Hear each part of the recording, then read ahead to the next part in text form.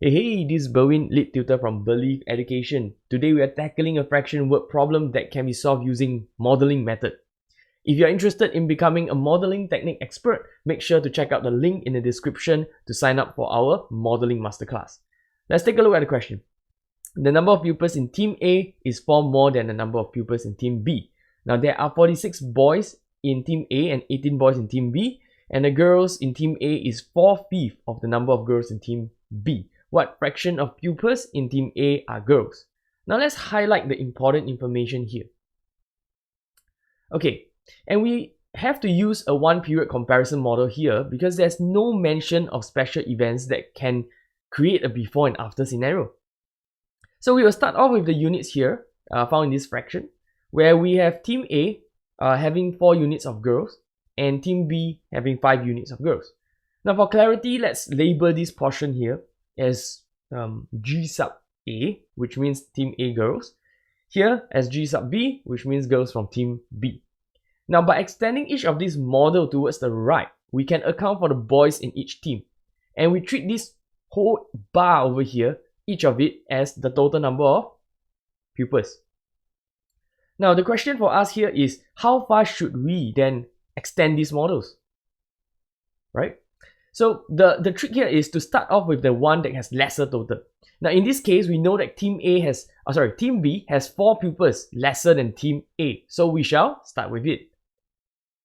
So drawing in this extended portion, we label it as B sub B, representing the boys in Team B, and we have 18 of them.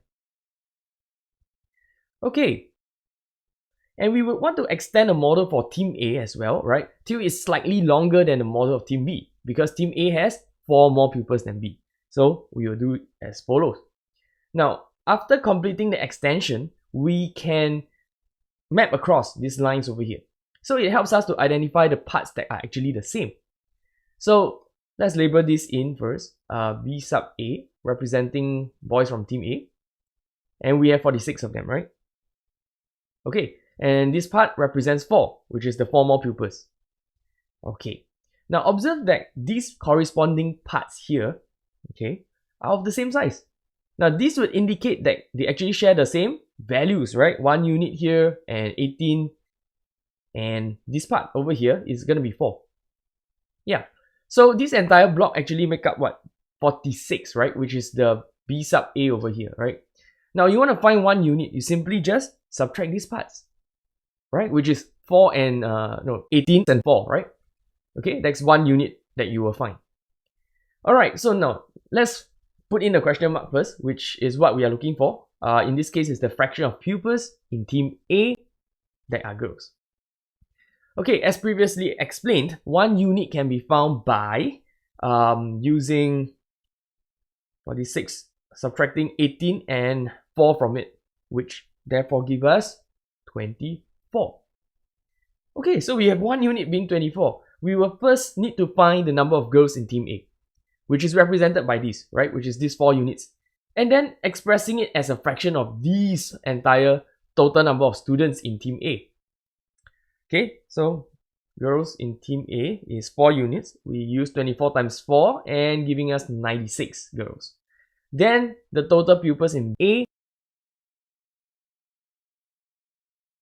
we can find it by using 96, adding it to 46 and giving us 142 pupils in Team A.